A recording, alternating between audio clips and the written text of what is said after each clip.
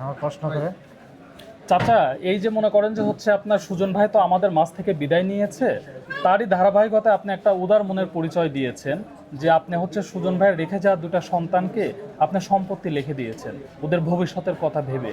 তো তারই পরিপ্রেক্ষিতে যেহেতু আপনারও আল্লাহ তাআলা একটা মেয়ে দিয়েছে, সুজন ভাইয়ের ওয়াইফও তো আপনার মেয়ের মতো, হয়তো বা তারও কিছু ভুল আছে, তো ভুল ত্রুটি সব কিছু ক্ষমাস্বরূপ দৃষ্টিতে দেখে যদি একটু তাকে আবার আপনি একটু আপন করে নিতেন, এই বিষয়টা যদি একটু বলতেন চাচা। আমি কি আর বলবো, আমার বড় ভাই শুক্রবার দিন আমার নিয়ে আসছে, নিয়ে আসার পরে অনেকটা কথাবার্তার সিদ্ধান্ত হয়েছে, সবার কাছে মীমাংসা হয়েছে।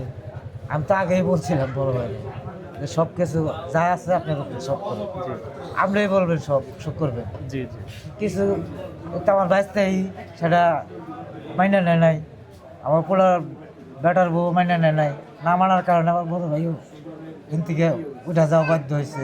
যার কারণ বড় ভাই আমারে আর কিছু মানুষের মনে করেন আমি ওন থেকে আমি সেন্সার হয়ে যাই, মানুষের চাপের মুখে না, এটা আসলে সত্য, কারণ চাপের মুখে থেকে আমি সেন্সার হই।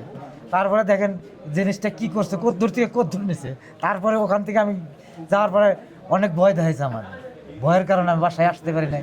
বড় ভাইয়ের সাথে কথা হয়েছে আমার লোকের রাত্রে ফোনের মাধ্যমে। দেখেন আমার চাচা যেটা বুঝাইতে চাচ্ছে, কফিলউদ্দিন চাচা সুজন ভাইয়ের বাবা যিনি আছেন উনি এটাই বুঝাইতে চাচ্ছে, আমার সন্তান যখন পৃথিবী থেকে বিদায় নেয় আমি নিজেকে আর কন্ট্রোল করতে পারি নাই, কন্ট্রোল করতে না পারার কারণে হয়তো বা আমার কোনো মিসিং হতে পারে।